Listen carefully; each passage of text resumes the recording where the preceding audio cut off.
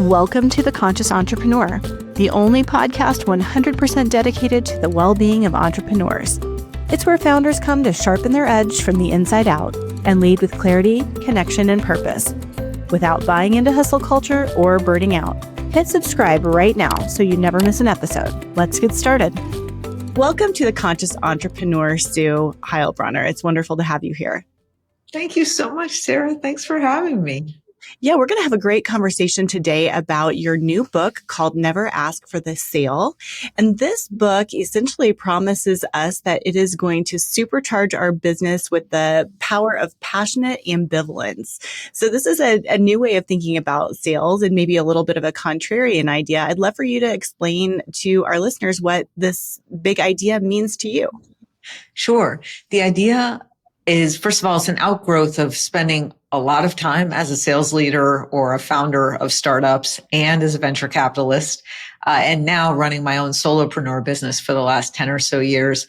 And the idea is I've observed over time that the best way to increase your business scale or your sales with the clients or customers you admire at the price points you desire most is to combine this idea of being as passionate as you are about a new opportunity and also have some level of ambivalence or detachment about whether any specific opportunity closes. And the dynamic that creates is one where you present yourself as someone who is not necessarily selling, but someone who ought to be sought out by prospects. Doing that and putting yourself in that position takes a ton of work. And most of that work is associated with the work that you do and the work that I do, which is just being a more conscious seller or conscious entrepreneur and setting yourself up to be in a position to be passionately ambivalent. I love that. And of course, for our listeners, Sue, you are a certified conscious leadership coach. And tell me about your ideas. You've alluded to that, but where do you see the most overlap between the concepts of conscious leadership and this notion of, let's call it conscious selling or salesmanship? Sure. Love it. Number one, my thesis is that the best sellers align their core values, their natural essence qualities, and their greatest gifts. And I use the concept that you all like also from Gay Hendricks called Zone of Genius for that last bucket. And that, number one, if you're really, really excellent at what you do and just you have a long history or a short history of excellence, that if you align yourself and make yourself your greatest USP, with the thing you are selling or the business you are trying to grow, and all of that is perfectly dialed in, which just is a bunch of self-awareness, which is the core of conscious leadership in my view, then you are more likely to create the outcomes that I'm talking about and that most business growers want. Do you feel that this idea of never ask for the sale is contrarian or with the way that most businesses sell and the way that most sales leaders train their teams? Do you feel that this is a contrarian idea, or is this more of an evolution of what, actually the core concepts of selling? Yeah, I think it's both, Sarah. So I think in your world where you're leading a movement around conscious entrepreneurship, it is an evolution, because I think you're probably waking up in the morning thinking everyone is aligning themselves with their business or their greatest gifts. I mean, obviously that's so, 2020. And I don't think that's yet true. So I think if you talk to many entrepreneurs, solopreneurs, service providers, the first thing they might do when they think about how to scale is look at what the market needs. And it's not that what the market needs is irrelevant. I just don't view it as a starting point. The second thing you would hear, if you, like me, had talked to a lot of people about this, is the thing you raised earlier, which is selling yourself is anathema. People hate to talk about it. When I ask people, how is it true that you are at the center of your sale? Excellent sellers will disagree with that, and they won't own it, which it doesn't matter necessarily if they own it, but for newer sellers who don't have that level of mastery where they're just doing it without even doing it consciously, it's really important for them to wonder about, like, how can I bring my greatest passion and my greatest gifts to this message so that the market will respond? The part that I think is seriously contrarian, and I've talked to a lot of what I would otherwise say are conscious sellers about this, is the idea of never asking for the sale. And I should say, and I say this in my book, it's not never, right? I mean, no truly conscious seller or normal human curious writer would say never do anything, right? Because that's a little, it's foreclosing a lot of options. It's a little binary. But the idea that I hear in the market all the time is, well, I put something out there and I have a really glossy proposal. And then after we have the call, someone literally said this, I float them a text every day or two just to put myself at the front of their mind to a prospect. And my view of that is that is the surest way to not close or to close at prices that are highly compromised. So my recommendation with passionate ambivalence is to say at every stage in the sales funnel, and I actually have this little graphic that I keep close at hand. It's going to be a giveaway for buying the book in the next couple months. So keep your eyes out in September when this is a giveaway.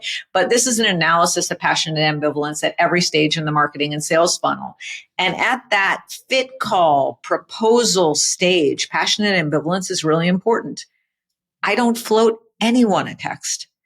Because the impression, which is mostly true, like most of this conscious selling is about authentic selling, is that I'm doing other things. I'm doing work. And I want that person to believe they are coming back to me. Because if I give the impression, which is often true, which is I have a lot going on and I'd love to work with you. And if it works out, great. And if it doesn't, fine. But if I do stuff that's contrary to that impression, I'm more likely to lose them. This came up yesterday. I was reviewing a colleague's proposal and the work was for November and she was putting this proposal together and the pricing was fine. It was aggressive, which is great. And in the pricing section in her proposal, she said, this work, which will start in mid-November, is refundable until November 1st. And I talked to her about that. I'm like, that is not passionate ambivalence. What? No, has anyone asked you to make your deposit refundable? Why are you putting that into the prospect's mind? And also just reserving your time in July, which is, July or August for November is worth something. So ultimately we agreed that she would take that out, but that also I think is contrarian. It is. It's a bold statement to sort of detach yourself from the outcome. I think that's a difficult thing for someone to do who is a professional seller, who has a quota, who has, their compensation tied to sales outcomes. How do you reconcile that or help someone come to that state of detachment from the outcome? I try to persuade them that their results will actually be better. And they're going to either pick up on that message or they're not. Or maybe I try to encourage them to experiment, like run an A/B test, float a text every 2 days, or you and I have both been on the other side of somebody emailing you every single day. And my feeling on my side, I'm basically inbox zero every day. It's like, if I have not responded to you yet, I'm actually not ready to respond. So what is your email supposed to do for me? For me, it's definitely not a positive signal. I could go into why it's a negative signal more, but it's not positive. So maybe I'd ask in your situation, it's a fair question, just test both ways and see how it goes. Another way I've seen this play out, and this is a group that's really involved, I think, in the conscious entrepreneur movement that you're leading, is with startup founders. I had the opportunity, I've been an angel investor for about 25 years and was a VC for the last 10 or 12 years with Mergelane, the investment fund. And one thing I kept seeing was companies that would embark upon the startup process by thinking, yes, I want to raise money, but their aspirations would be way too small in a really good fundraising climate.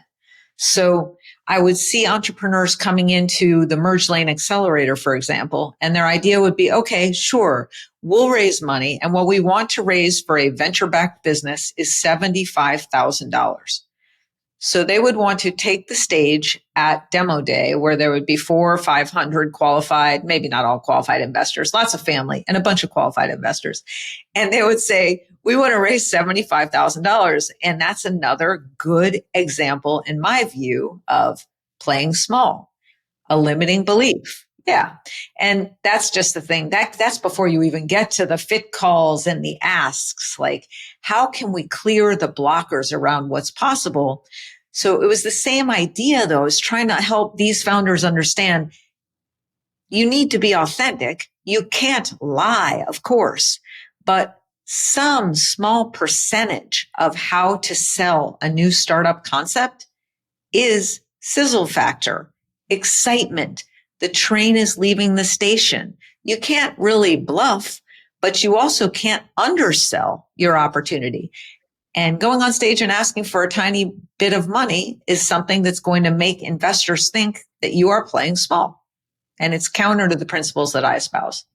Absolutely. Because what my understanding of your teachings in this book are really about having confidence in passion for what you are selling, bringing your own personal identity into it, and highly valuing what you're offering, right? And so or you have that confidence that by your prospect saying yes to what you're offering, that there will be alignment and there will be great, tremendous value, that you're not trying to necessarily persuade them to say you want them to come to you.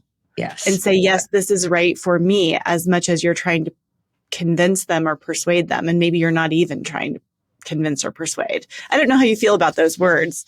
Yeah, I think it's great to hear you say it that way, Sarah, because I think for me, the persuasion is not garden variety persuasion. It goes more like this. If I'm in a sales process, I'm qualifying my prospect at every stage in the funnel. So number one, when I put myself out there in the market, I am really authentic about who I am and who I'm not. I ask, if I'm talking to, say, a prospective coaching client, I ask them, would you like someone nurturing or someone challenging?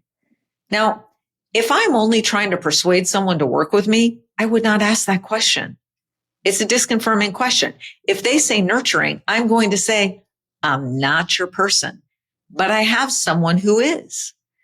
And so I'm already slicing and dicing my prioritization and my qualification of my prospects with negative questions.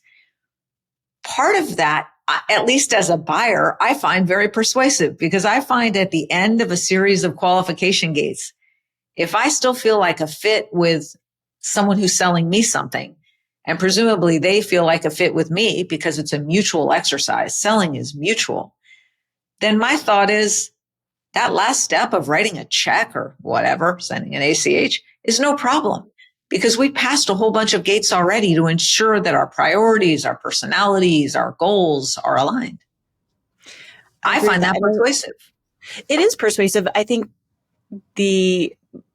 nobody wants something more than when someone is saying this might not be right. Right. I mean, it authentically, not as yes, exactly. Not as a tactic, but to truly qualify someone and say, if you are this way, then this might be right, but it may not be right. And that, right. People want to lean into, but you have your person almost convincing you yes. that they're a fit. So this goes back to, there are so many books that talk about this, but,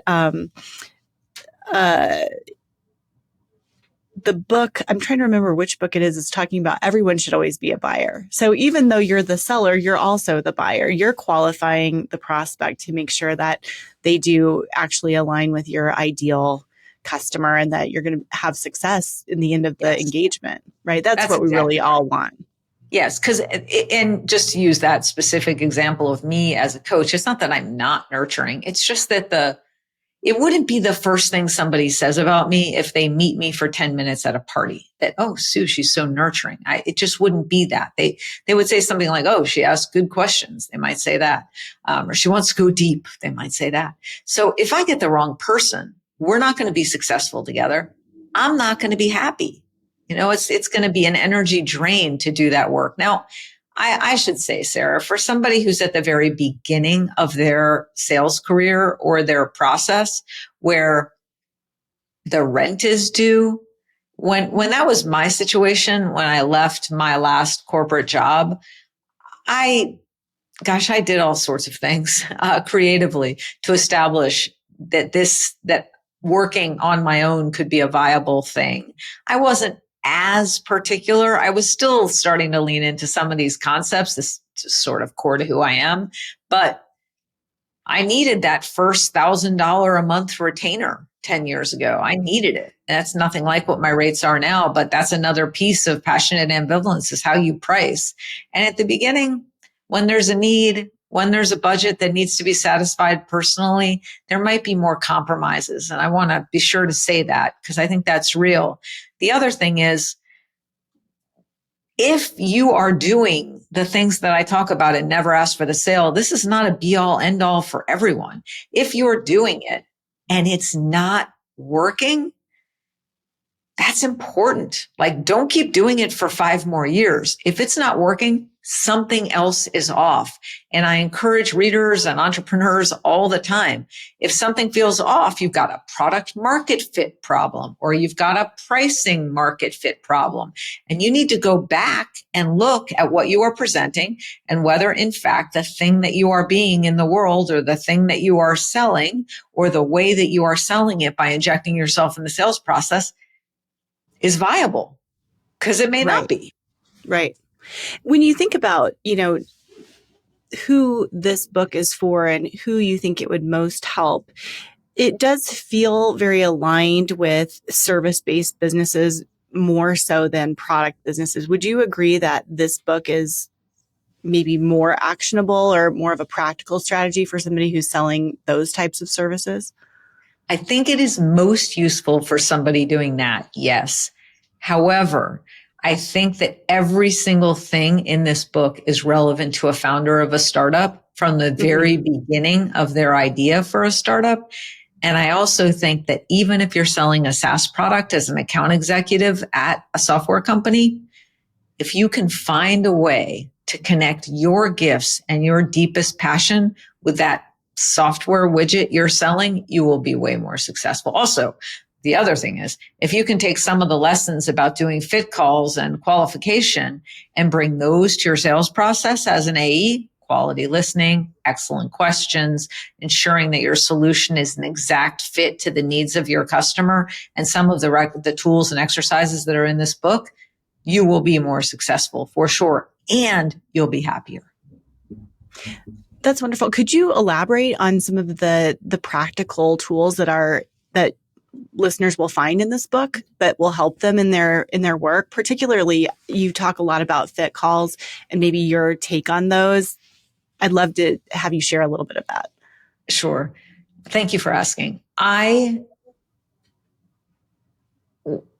the time I get to a fit call, there's a lot of weeding out that has happened.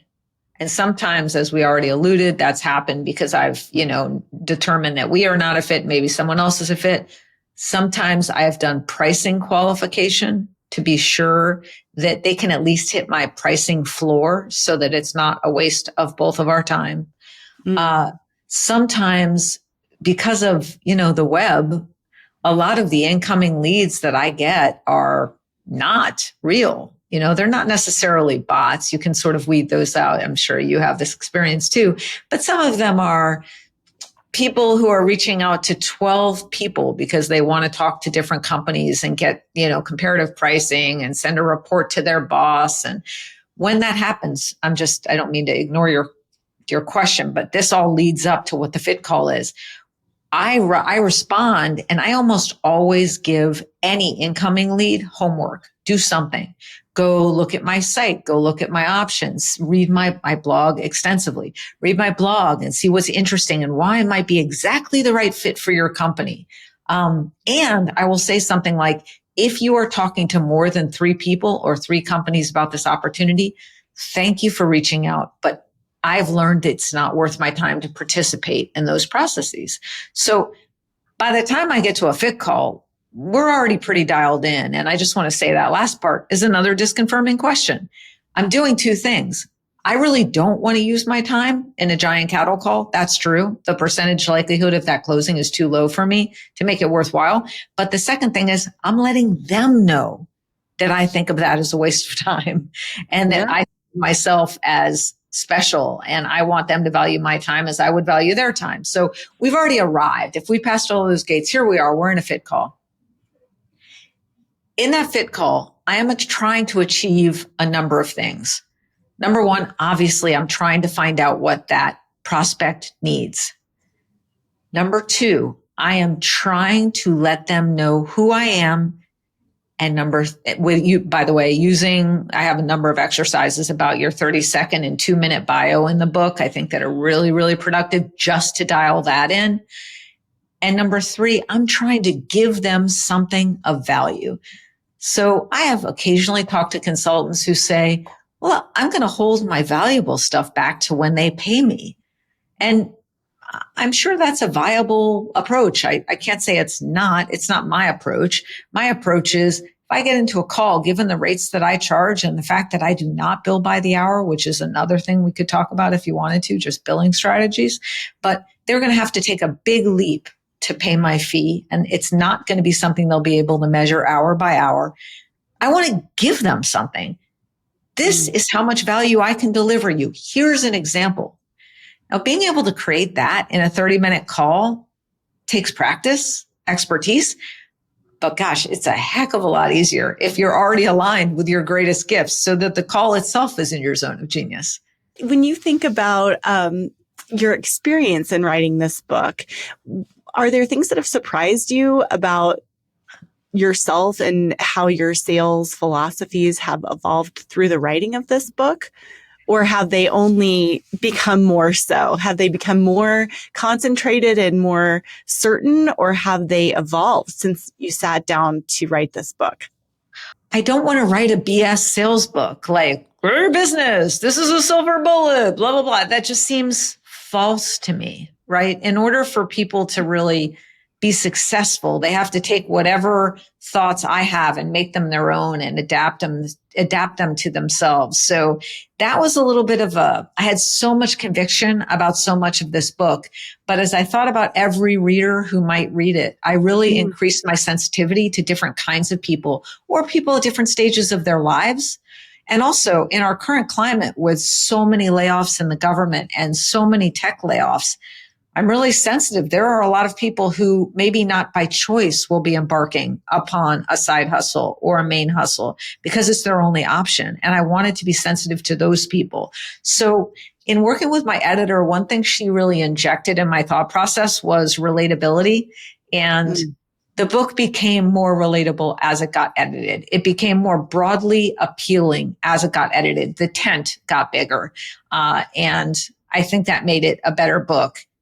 The process of actually selling the book was wholly consistent with everything the book contains.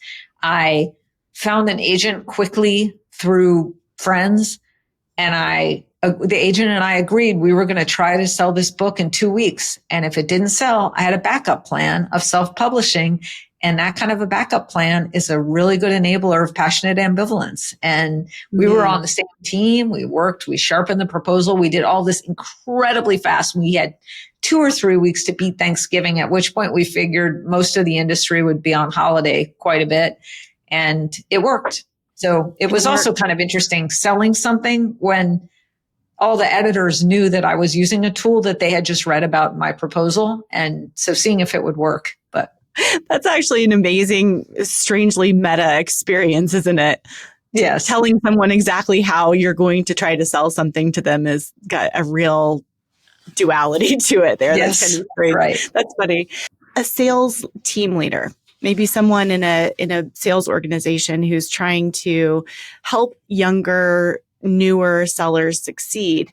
What advice would you give to them to change in the way that they're leading or teaching or coaching that could help to enhance a younger seller's approach to selling consciously? Yeah. I think it would be around the topic of limiting beliefs and unconscious commitments. In my experience, somebody who has a track record of hitting 75% of their quota, no matter how much more training they get or inspiration they get, they can often get locked into hitting 75% of their quota. So helping people understand where they may be committed to missing the mark unconsciously and helping them work through that using the concepts of conscious leadership, I think is extremely useful. One other thing arose for me, which is you were talking about this at the end of the quarter, just how can we create a culture where every day of the quarter is the last day of the quarter so that this weird uncertainty, I mean, it's fine since so often the last day is such a big day, but I think it would be just lovely for everyone if the middle day of the quarter were the biggest day. But I do think that among sales leaders in particular, there's an addiction to it, to wanting to create the stress, to create the pressure, to create the chaos so that they can have that big win at the end of the quarter. And I don't necessarily think that's great for anyone. Yeah.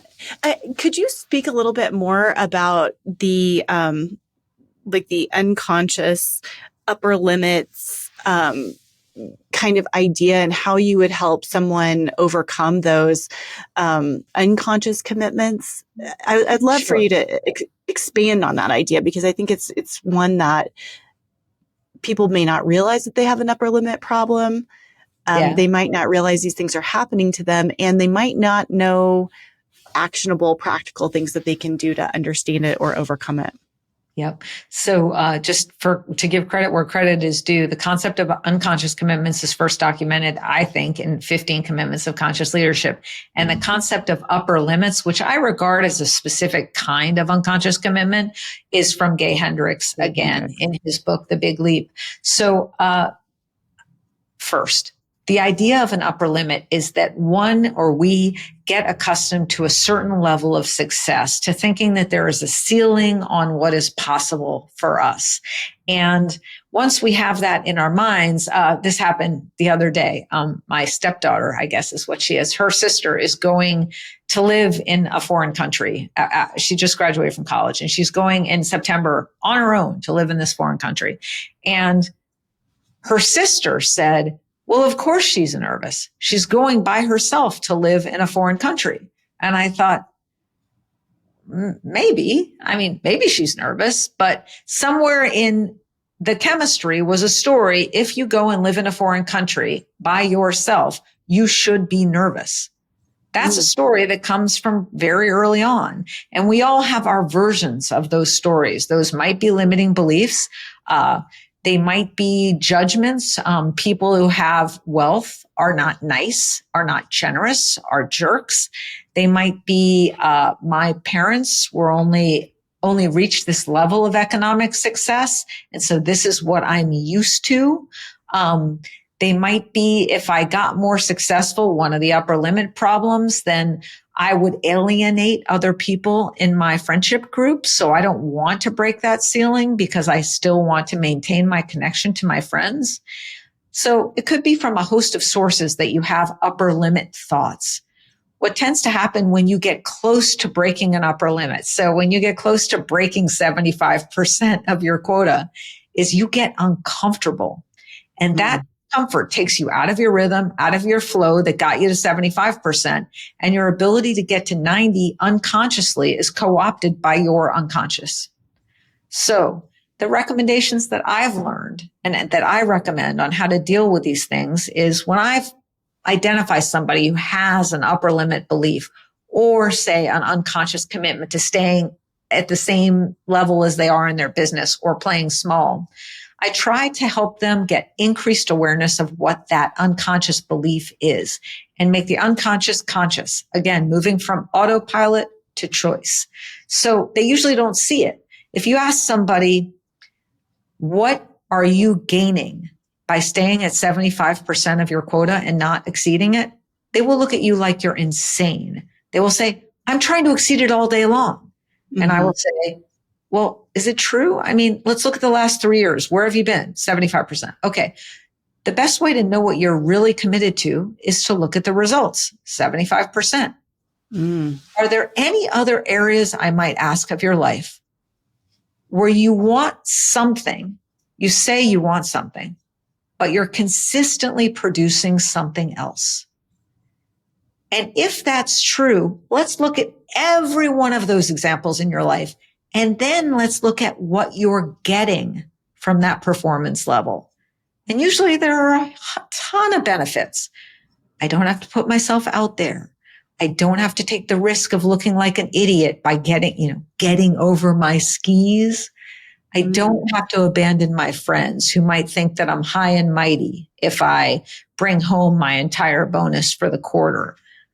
There are usually lots of benefits we get. And so once somebody gets to interrogate those benefits and gets really honest with themselves, you get to ask them, hey, are you willing to let go of one or more of those benefits some of the time?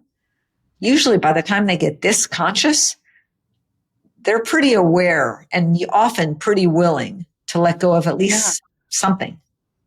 And so it sounds like your advice to a sales team leader would be to really sort of incorporate some of these conversations, make it more socialized within the sales team to be looking at these unconscious commitments that might be sabotaging an individual seller's success or even the overall team's performance. That's a great point. Yeah, exactly. So instead of just standing at the front of the proverbial room and saying, always be selling, go, go, go. How do I inspire more? How do I create another spiff? How do we re-rate our goals? I want them saying like, what's really going on?